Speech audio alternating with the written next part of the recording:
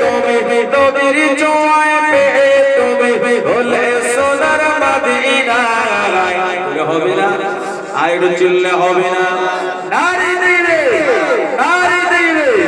এই সব ভুলিব কিন্তু তোমায় ভুলতে পারি না সব ভুলিব কিন্তু তোমায় ভুলতে পারি না বলিলে ভুলবো না ভুলতে পারি না বলিলে ভুলবো না ভুলতে পারি না সব ভুলিব কিন্তু তোমায় ভুলতে পারি না সব বলিব কিন্তু তোমায় ভুলতে পারি না সোনার মদিনা আমার প্রাণের মদিনা সোনার মদিনা আমার প্রাণের মদিনা সব বলিব কিন্তু তোমায় ভুলতে পারি না সব বলিব কিন্তু তোমায় ভুলতে পারি না এই জান্নাতেরই বাগান তোমায় নবী বলেছে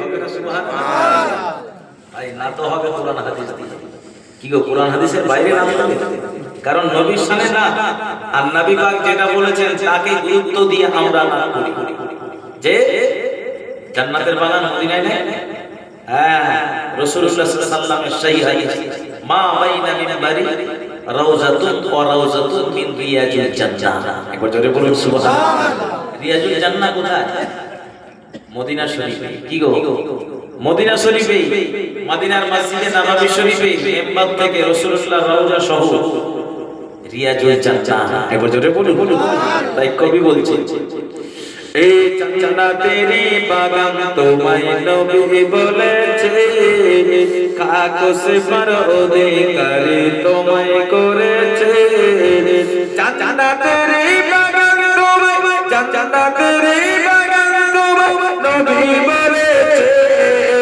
কাগজ पर অধিকারী কাগজ पर অধিকারী তোমায় করেছে তোমার রূপে প্রবাহিত তোমার রূপে প্রবাহিত নূরের ঝরনায় সব ভুলিব কিন্তু তোমায় ভুলতে পারি না জোরে বলো এই সব ভুলিব কিন্তু তোমায় ভুলতে পারি না ভুলিলে ভুলবো না ভুলতে পারি না ভুলিলে ভুলবো না ভুলতে পারি না সব ভুলিব কিন্তু তোমায় ভুলতে পারি না সব ভুলিব কিন্তু তোমায় ভুলতে পারি না সোনার মদিনা আমার প্রাণের মদিনা সব ভুলিব কিন্তু তোমায় ভুলতে পারি না সব ভুলিব কিন্তু তোমায় ভুলতে পারি না আল্লাহুম্মা সাল্লি আলা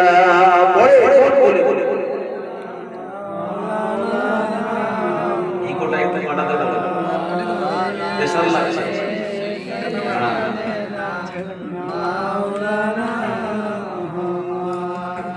प्यारे हाजिरान मजलिस उपस्थित मुअज्जज मुकर्रम दिगार उलामाए किराम हाफिज कुरान বিশেষ করে আমার পাশে বসে রয়েছেন আপনাদের জামে মসজিদের ইমাম আমার সম্মুখে বসে থাকা নেককার দিন দরদি মুত্তাকিন পরহেজগার আল্লাহওয়ালা বলিরা জওয়ান যুবকেরা মুরব্বি জান বোনেরা ছেলেরা বাচ্চারা পর্দার সিনা ধার্মিক আমার আম্মা জান বাবু জান গদেরা আল্লাহ পাকের দরবারে লাখো কোটি শুকরিয়া যে আমার আল্লাহ পাক জাল্লে জালালুহু জাল্লে শানাহু তিনার দয়ায় তিনার অশেষ রহমতে তিনার করুণায় যে আমার আল্লাহ এত বড় গ্রাম থাকতে এত বড় পাড়া থাকতে আল্লাহ পাক আমাদের এই কিছু সংখ্যক বান্দা বান্দিকে বেছে নিলেন যে আরাম আয়েশে জায়গা কেড়ে নিয়ে এই ঠান্ডার রাত্রিতে আল্লাহ বিছানার দিকে আমাদের মনকে দেওয়ানা করলেন না স্বয়ং আমার আল্লাহ নবীর মাহফিলের দিকে আমাদের মনটা জুড়িয়ে দিয়েছেন জোরে বলুন সুবহানাল্লাহ কোন মাহফিল যে মাহফিলকে স্বয়ং আল্লাহ রাসূল বলেছেন জান্নাতের বাগান যে মাহফিলে বসলে গুনাহ হবে না বরঞ্চ বসে থাকলেই বাড়ি থেকে কদমে কদমে যখন হেঁটে হেঁটে আসবেন তখন থেকে গুনাহ মাফ হতে থাকবে, আল্লাহ পাক নেকি লিখতে থাকে। এবার জোরে বলো, সে মহান রব্বুল আলামিনের দরবারে আমরা সকলে মিলে শুকরিয়া জ্ঞাপন করি। সকলে বলুন আলহামদুলিল্লাহ। তিনার পরে পরে দয়ার নবী, সোনার নবী, মা আমিনার লাল, মরুদুল আল, মক্কার বাতি, মদিনার জ্যোতি, শহীদুল কাউনাইন, সুলতানি দারাইন, আহমদ মুস্তাফা, মুহাম্মদ মুস্তাফা সাল্লাল্লাহু আলাইহি ওয়াসাল্লামের দরবারে লাখো কোটি দরুদ ও সালাম অবতীর্ণ হোক। সকলে বলুন সাল্লাল্লাহু আলাইহি ওয়াসাল্লাম হামদান কাসীরান তাইয়িবান মুবারাকান ফিহি। ভাই ও বাবাজিরা, আমি ভূমিকার দিকে যাচ্ছি না, আমি আলোচনার দিকেই চলে যাই। কারণ শীতের রাত, কি গো, যতটুকু আলোচনা হবে ইনশাআল্লাহ আলোচনা করব। কিছু আমাদের নতুন নতুন জিনিস জানা হবে, বা পুরাতন জিনিস শুনেছি মনে নেই, সেই জিনিসগুলো আমার আলোচনার মাধ্যম দিয়ে আল্লাহ পাক স্মরণ করিয়ে দেবে। যে স্মরণ করানোর জন্য আল্লাহ দিয়েছেন আমাদের কোরআন, এই কোরআন আমরা পড়ি, সব জিনিস কি আমাদের কোরআনের বাণীগুলো মনে থাকে? থাকে না। তাহলে আলোচনার মাধ্যম দিয়ে, কোরআন পাক তেলাওয়াতের মাধ্যম দিয়ে আমরা সব আস্তে আস্তে আস্তে আস্তে জেনে যাই। আল্লাহ পাক কোরআনুল মাজিদে নামাজের কথা একবার বলতে পারতেন, বা একই জায়গায় 82 বার বলতে পারতেন, কিন্তু জায়গা জায়গায় কেন নামাজের কথা 82 বার বললেন? যে বান্দা কোরআন পড়বে, এই কোরআন পড়তে পড়তে সালাত এই শব্দটা যখন পড়বে সে বুঝতে পারবে আরে নামাজের তাগিদ। আবার তারপরে কোরআনুল মাজিদ তেলাওয়াত করবে, যখন থেকে পড়লো তার মধ্যে সালাত কথাটা পড়ে নিল, আবার যখন থেকে নতুন করে পড়া শুরু করবে। আবার বান্দা যদি নামাজের কথা ভুলে যায়, আহারে আমি নামাজকে এত ভালোবাসি, এত পছন্দ করি, আমার বান্দা ভুলে গেলে আমি বড় দুঃখ পেয়ে যাব। কারণ বান্দার সিজদা আমি আল্লাহ অনেক বড় পছন্দ করে থাকি। একবার জোরে বলুন, যে বান্দা আমাকে সিজদা করা থেকে দূরে সরে যাবে, গাফেল হয়ে যাবে না, আমি আমার বান্দাকে বড় ভালোবাসি। যে বান্দার মর্যাদা আমি আল্লাহ দিলাম, যে আমার বান্দা কে আমি দুনিয়ায় পাঠালাম, ফেরেশতারা তাদেরকে সৃষ্টি করার জন্য বাধা দিয়েছিল, কিন্তু আমি আল্লাহ আমি ফেরেশতাদের বাধাকে প্রত্যাখ্যান করে দিয়ে আমি মাটি থেকে আদমকে বানিয়েছিলাম। একবার জোরে বলুন, কারণ এদের মর্যাদা আমি আল্লাহ অনেক অনেক গুণে বেশি বাড়িয়েছি। আর তাদেরকে আমি এত ভালোবাসা দিয়ে সৃষ্টি করেছি, যার সাক্ষ্য, যার প্রমাণ আমি সেই কোরআনেই দিয়েছি। যে কোরআনে আমি নামাজের কথা বলেছি, যে কোরআনে রোজার কথা বলেছি, যে কোরআন পাকে আমি সারা শরিয়াতের কথা বলেছি, ওই কোরআন মাজিদের মধ্যে সূরা ৩ বলে একটা সূরা আল্লাহ দিয়েছে। সেই সূরায় আল্লাহ বলছেন ইনসানকে কেমন আল্লাহ বানিয়েছেন। আল্লাহ বলছেন লাকাদ খালাকুনাল ইনসানা ফি আহসানি তাকওয়িম।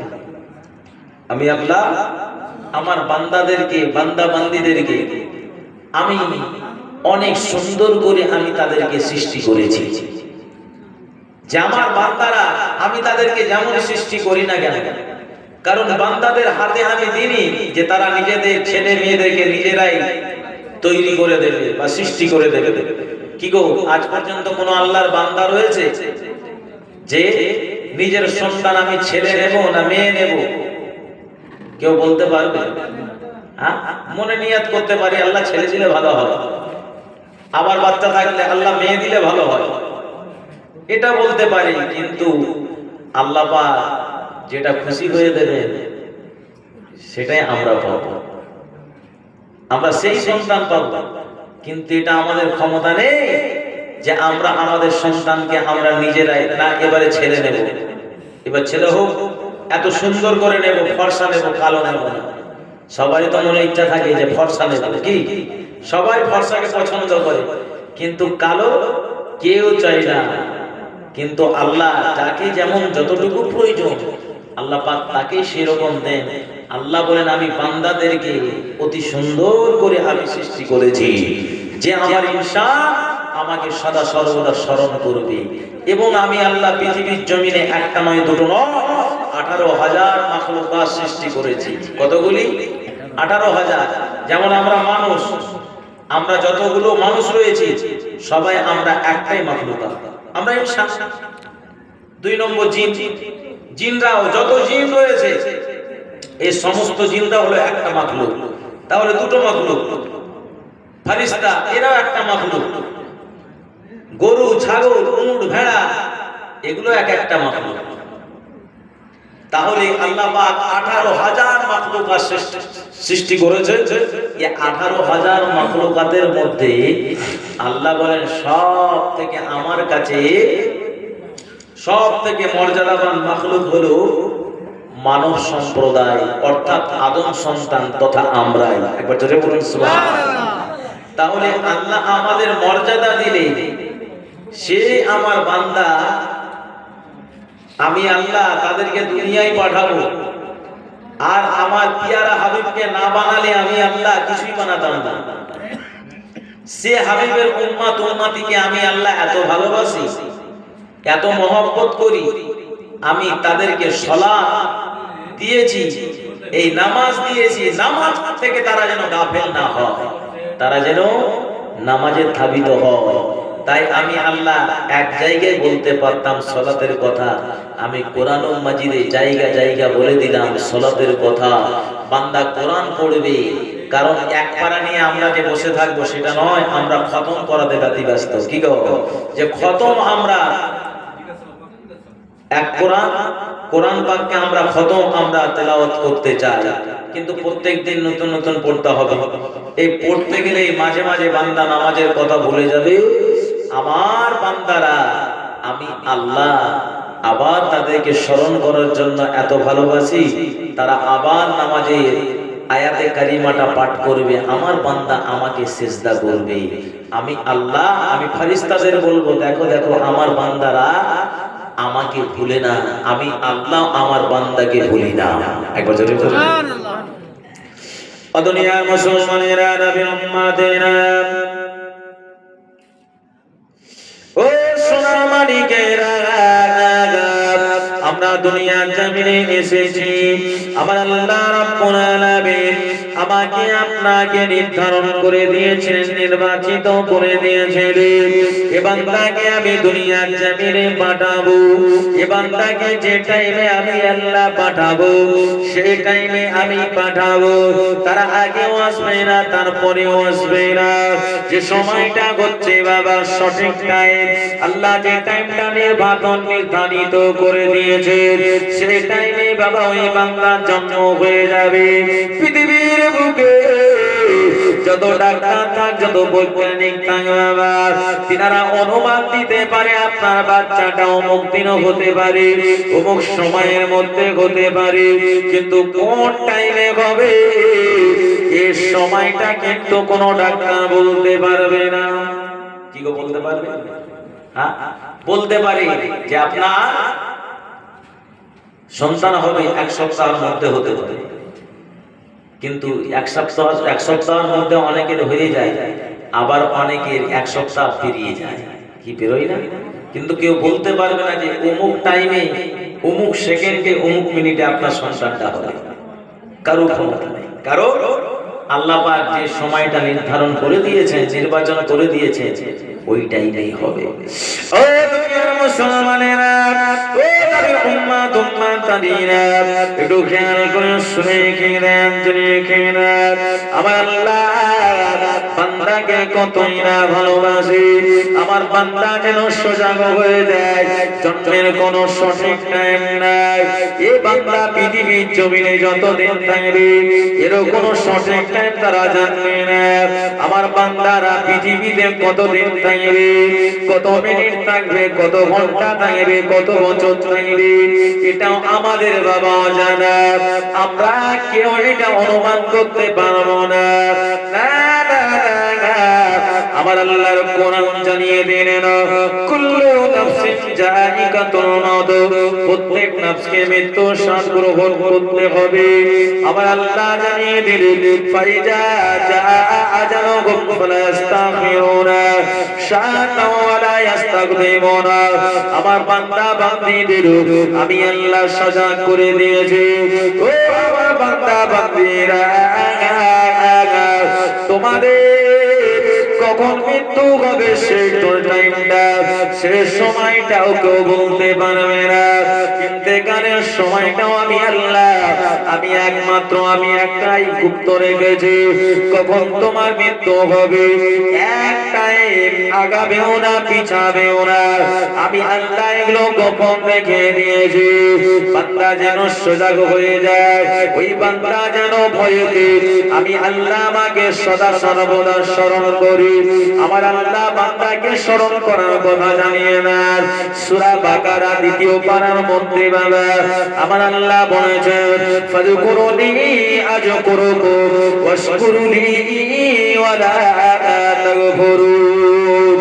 জোরে বলুন সুবহানাল্লাহ। ও দুনিয়ার মুসলমানেরা, ও নবীর উম্মতেরা, আমার আল্লাহ পাক জানিয়ে দিলেন, বান্দারে আমি আল্লাহ পাক আমাকে তোমরা বেশি বেশি স্মরণ করো। এই স্মরণ করার অর্থ হচ্ছে জিকির করা। তোমরা বেশি বেশি আমার জিকির করো। জিকিরের অর্থ হলো বাবা এমনি করে, জিকিরের অর্থ হলো স্মরণ করা। ও নওজওয়ানেরা, যুবকেরা, আমার আল্লাহ জানিয়ে দিলেন, ফাযকুরুনি আযকুরুকুম। আমি আল্লাহ তোমরা আমাকে যতটুকু স্মরণ করবে, আমি আল্লাহ তোমাদেরকে তার থেকে বেশি স্মরণ করে থাকি। জোরে হবে না? তাহলে আমরা যদি আল্লাহকে একবার স্মরণ করি, তাহলে আল্লাহ আমাদেরকে 10 বার স্মরণ করবে। আল্লাহ বলে, তোমরা আমাকে যতটুকু স্মরণ করো আমি তার থেকে বেশি তোমাদের স্মরণ করে থাকি। তাহলে আল্লাহ আমাদের বেশি ভালোবাসে না আমরা আল্লাহকে বেশি ভালোবাসি? কি গো? আল্লাহ আমাদের বেশি ভালোবাসে, কিন্তু আল্লাহর শুকরিয়া আদায় আমরা করি না। আল্লাহ বলেন, তোমরা যত আমার শুকরিয়া আদায় করবে, ওয়ালা তাগফুরুন, আমি ক্ষমা করে দেব তোমাদের জীবনের গুনাহ খাতাগুলোকে। একবার জোরে বলুন। দুনিয়ার মুসলমানেরা, নবীর উম্মতেরা, ও নওজওয়ানেরা, এই দুনিয়ার জমিনে আমরা এসে বাবা এই সময়টা হচ্ছে, এর মিয়াদ হচ্ছে। আল্লাহ বান্দা বান্দীদের যতটুকু দিয়েছেন ততটুকু। আজকে আমরা মুসলমান, আল্লাহ পাক বান্দা বান্দীকে ম্যাক্সিমাম 100 বছর হায়াতে জিন্দেগি দিয়ে থাকে। তার বেশি তো আর দুনিয়ায় আমরা থাকবো না, তার মধ্যে আমাদের বিদায় নিতে হবে। কি গো, ভুল বলছি? হ্যাঁ, 100 বছর যা 150 বছর, এই 150 বছরে যদি হায়াত আল্লাহ দেয় তো 150 বছরই থাকতে পাবে, তার বেশি কি থাকা যাবে? তাহলে আমাদের ইন্তেকাল হবে, এটা নির্বাচিত। আমাদের কবরের মুখ দেখতে হবে, আখিরাতে পৌঁছাতেই হবে, কোনো ছাড় নেই, কোনো ছাড় নেই। কিন্তু আখিরাতের কথা আমরা একটাবার চিন্তা করলাম না, একটাবার ভাবলাম না। সবাই আমরা চিন্তা করি, সবাই ভাবি, যখন ওয়াজ নাসিহত শুনি যিনারা আসে তিনারা ভাবি, কিন্তু মসজিদের মুখটা আমরা দেখি না। যে নামাজ আদায় করি না, আল্লাহ এত সহজ করে দিয়েছেন, বান্দা তুমি যেখানে থাকবে সেই জায়গা সময় হলেই তুমি নামাজ আদায় করে নাও। কারণ উম্মতে মুহাম্মাদীদের জন্য স্পেশাল ফ্যাসিলিটি, সে যেখানে নামাজের অর্থ হবে নামাজ আদায় করলেই নামাজ হয়ে যাবে। একবার জোরে বলুন। দুনিয়ার মুসলমানেরা, নবীর উম্মতেরা, ও নওজওয়ান তরুণীরা, এই দুনিয়া নিয়ে আমরা দেওয়ানা। দুনিয়া হলো আমার আপনার জন্য কোনো স্থায়ী। আজকে আমরা মুসলমান, এই দুনিয়ার জন্য আমরা অনেক মানুষের জান নিয়ে নিই, অনেক মানুষের প্রাণ নিয়ে নিই, অনেক মানুষকে দুঃখ কষ্ট দেওয়ার জন্য প্রস্তুত হয়ে যায়। ও সোনা বালিকেরা, এই পৃথিবী আমার আপনার জন্য চিরস্থায়ী নয়। এই পৃথিবী আমার আপনার জন্য কোনো স্থায়ী। আপনি কোটি কোটি টাকার সম্পত্তি আপনি ক্রয় করতে চান, আপনি কোটি কোটি টাকা আপনি মালিক হতে চান, আপনি বিঘের পর বিঘের সম্পত্তির আপনি মালিকানা হতে চান, আপনি এমনি করে মার্কেটের প্রথম মার্কেট বাবা করে আপনি মালিকানা হতে চান। ও ভগবানেরা, যুবকেরা, একটু খেয়াল করে শুনে নেবেন, কারণ এই দুনিয়া এমন একটা জায়গা, এই দুনিয়ায় আমাকে আপনাকে ভেবে চিন্তে চলতে হবে, হারাম হালাল বুঝে চলতে হবে। কোটি কোটি টাকার সম্পত্তি আপনি করে নিলে আমার আপনার যখন মৃত্যু হয়ে যাবে, যখন আমার আপনার মৃত্যুর সময় চলে আসবে, আপনাকে ওই সময় বলবে, ও মুখের আব্বা তুমি টাকার জন্য তুমি ছুটাছুটি করছিলে, তোমাকে এখন আমি পুরো আমাদের জালালপুরের সম্পত্তিটা লিখে দেব, তুমি এতে খুশি হবে। কি গো, কেউ এসে যদি বলে, যার যান আসছে যাচ্ছে ওই মুহূর্তটাতে এসে বলে তোমাকে পুরো এই জালালপুর এলাকায় যত জালালপুর অঞ্চলে জায়গা জমি রয়েছে সব তোমার নামে করে দেবো, এতে তুমি খুশি হবে? কি ওই সময় ওই ব্যক্তি বলবে যে আমি সম্পত্তি চাই? বলবে না? বলবে না? আমি সম্পত্তি চাই না, সম্পত্তি নিয়ে কি করবো, আমি তো দুনিয়ায় থাকতে পারবো না। আরে তোমার ছেলেরা পাবে, ছেলে আর মেয়ে এগুলো ভাবনা চিন্তা নেই, এখন জান নিয়ে নফসি নফসি নফসি নফসি করবে। কি ভুল বলছি? ও দুনিয়ার মুসলমানেরা, নবী উম্মতেরা, ও নওজওয়ানেরা, দুনিয়ায় এসেছে শুধু বাবা খাও খাও করলে হবে না, দুনিয়া নিয়ে মেতে থাকলে হবে না, কেউ কারণ আপনাদের সম্মুখে সুন্দর করে কোরআন ও মাজিদের আয়াতে কারিমা তুলে ধরেছেন আপনাদের ইমাম সাহেব।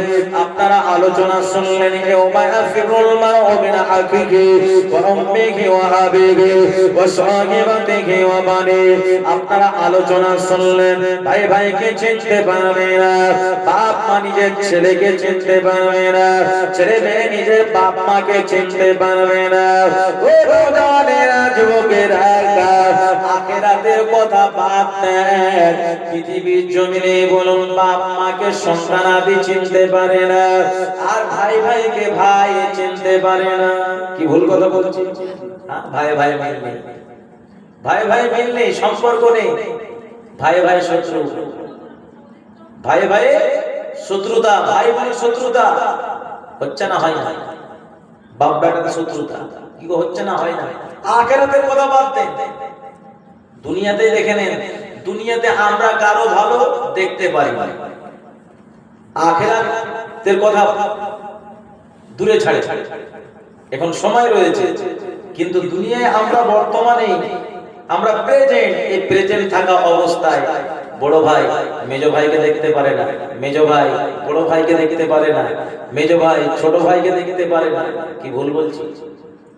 হ্যাঁ, তাহলে দুনিয়ায় আমরা চিনতে পারি না, তো আখিরাত, আখিরাতের জন্য ওই জন্য আল্লাহ স্টাম্প মেরে দিয়েছেন কোরআন ও মাজিদের আয়াতে কারিমা, বান্দা তোমরা তো দুনিয়াতেই দেখছো তোমাদের মিল নেই, সম্পর্ক নেই, আখিরাতে আবার কার আশা করো? কার আশা করো? ও দুনিয়ার মুসলমানেরা, ও নবীর উম্মতেরা, সবাই নিজেরা নিজের তত্ত্ব প্রস্তুত হয়ে যায়, ভাবনা চিন্তা চালন কার জন্য কি করে যাবে, আবার আপনার চলাফেরা হবে আল্লাহ পাকের জন্য, আবার আপনার চলাফেরা হবে শরিয়াতের জন্য, আবার আপনার চলাফেরা হবে দুনিয়া আখিরাত সুখময়ের জন্য।